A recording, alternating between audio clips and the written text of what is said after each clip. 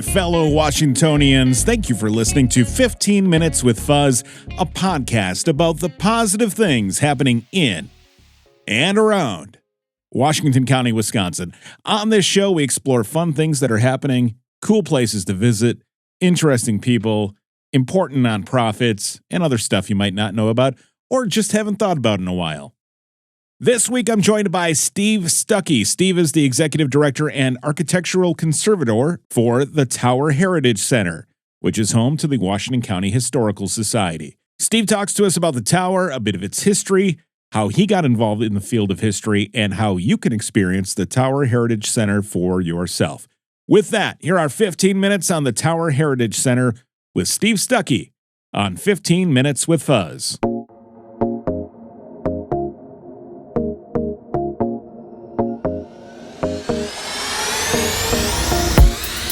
Steve, thanks for coming in today. So could you start by giving us an overview of the Tower Heritage Center and its mission and purpose? Yeah, sure. So the Tower Heritage Center is the home of the Washington County Historical Society, which is known to be housed in the largest building, second largest building in Washington County behind Holy Hill. Sure.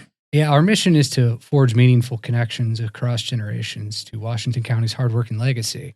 And really our purpose is to continue the heritage and preserving it and telling the future as to what happened in the past. You talked about how it's located in the old Washington County courthouse building. What's the history of that building? When was that built and how long has that been here? Yeah. So the home of the Heritage Center is 1889 courthouse building. And so it was built in 1889. It's version 2 of the courthouses for Washington County. There was one that was there for about 20 years prior. Was it in the same spot? Same spot, yeah. The old one they picked up and moved to the back of the property to the far west, and then they built what's currently there right now. Oh, really? Okay. I never knew that. And then there's also the jail. Yeah, the 1886 jailhouse. Yeah, that's also version 2.0. Okay. Yeah, there was a smaller jail and even a little records building as well on the same site. Really? Okay. Yeah. So how long was that in use as the Washington County Courthouse? Till the 1960s. Okay. And then in the 60s, the county built their facilities off of Highway 33. And then they used this building as different administrative offices, Department of Social Services and things like that, up until the 1990s. And then in the 90s, the county moved all of their operations to additional buildings. And it came to a point where they said, well, what do we do with it? Mm-hmm. And so it enters the Historical Society, who was housed in the 1886 jailhouse. It was, okay. Yeah. Okay, so how long has the Historical Society been around? Like, it's always interesting to me to know how long a municipality has to exist before the Historical Society forms. Well, it's in some version or the other, we've been around since 1875. Really? Okay. Really, if we go back to our older versions of ourselves, it was the Old Settlers Club of Washington County.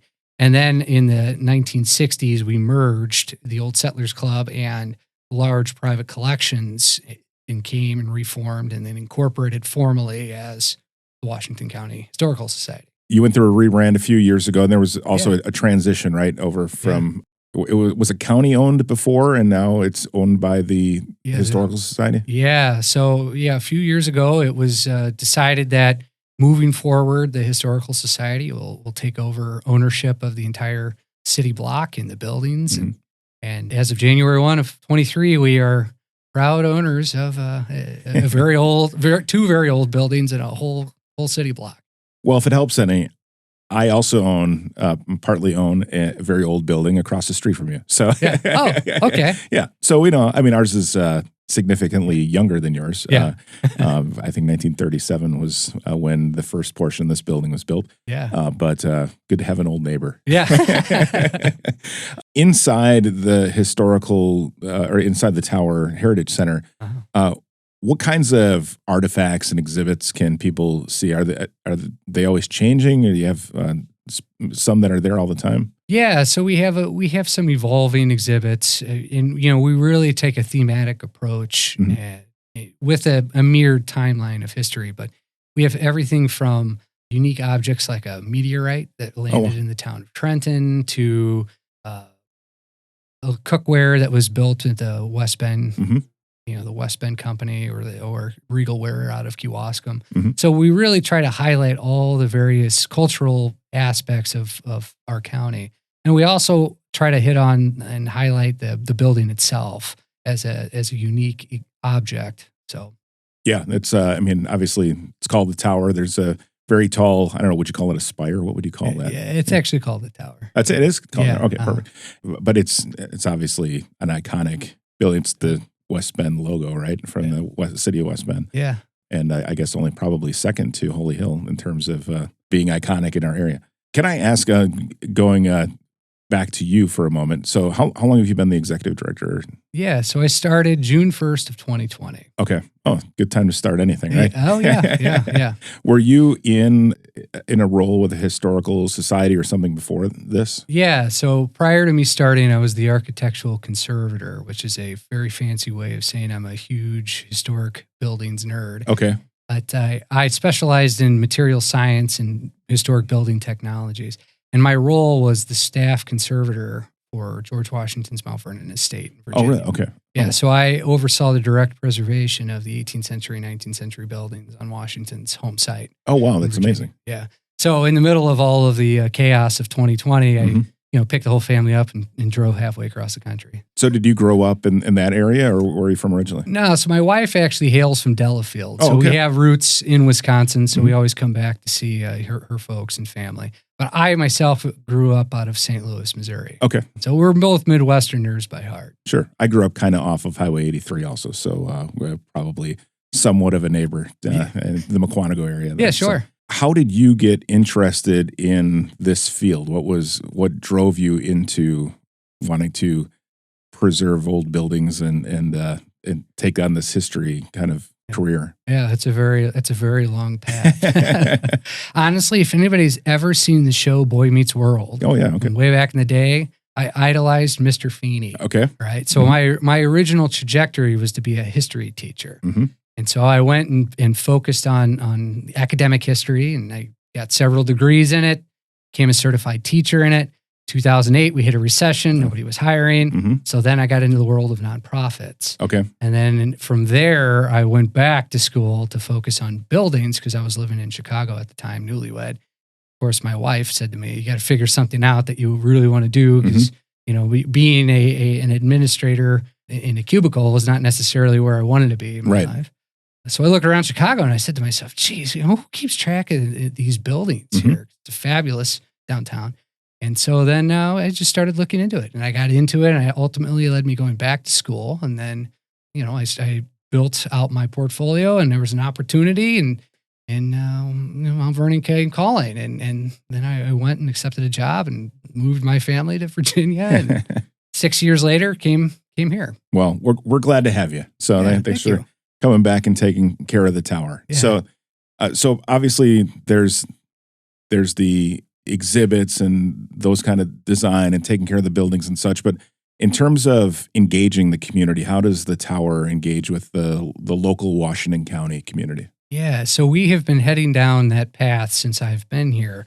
And several ways that we do that is we've been building out programming for teens. So we have a Teen Leadership Academy, which we offer in the summer.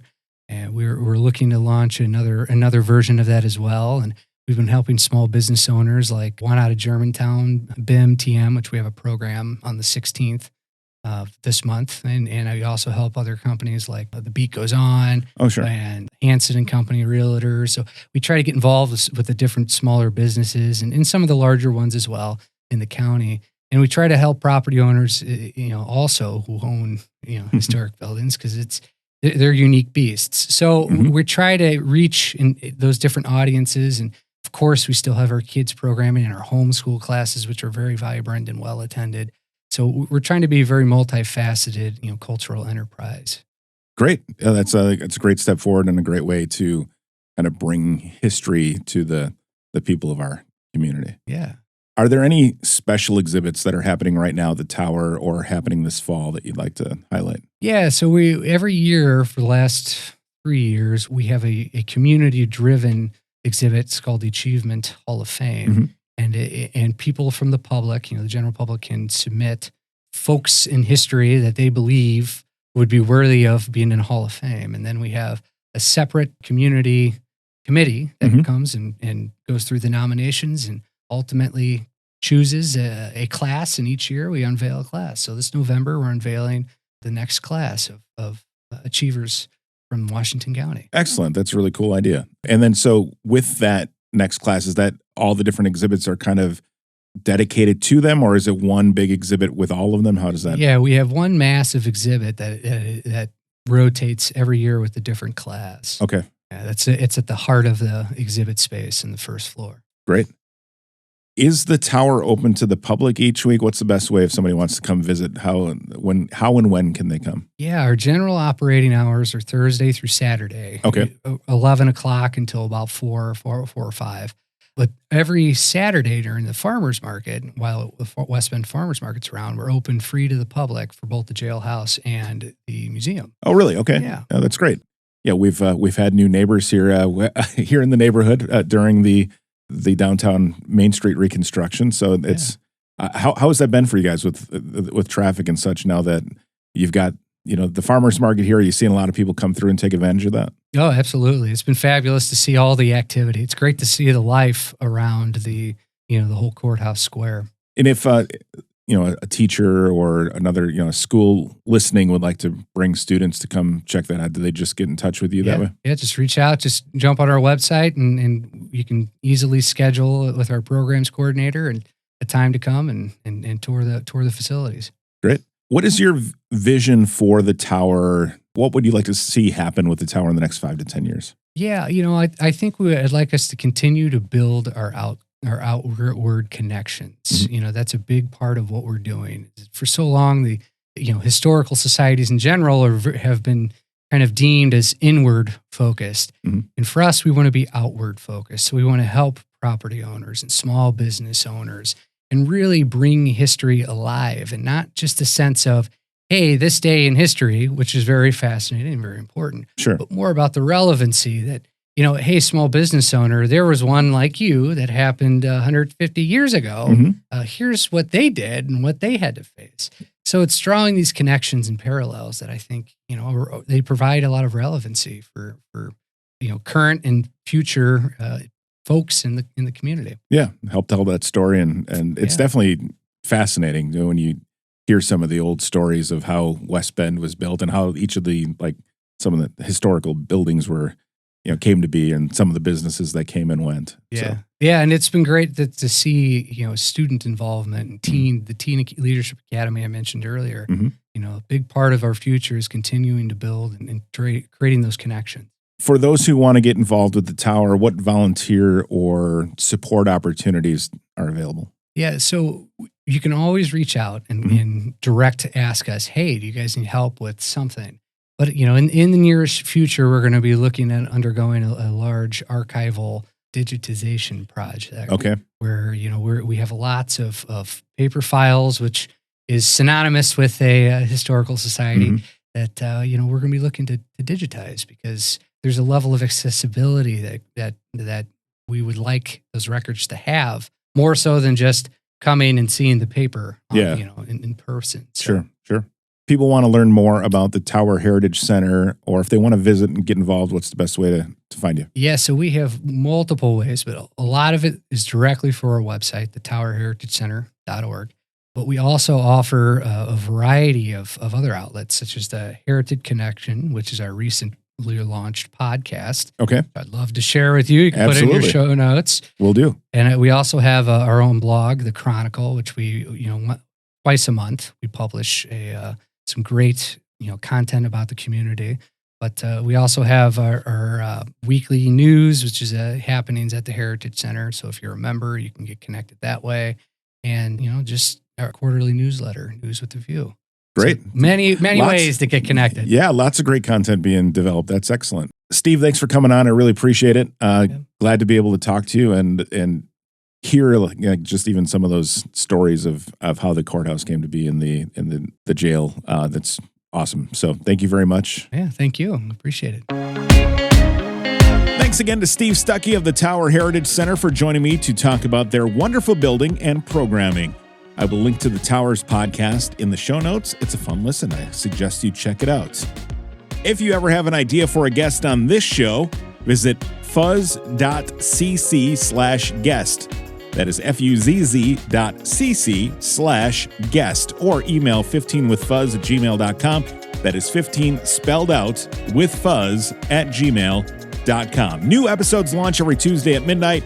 Hit the follow button on your favorite podcast player app, and you'll get notified when the new episodes come out. And I will TTYT. Talk to you Tuesday, right here on 15 Minutes with Fuzz.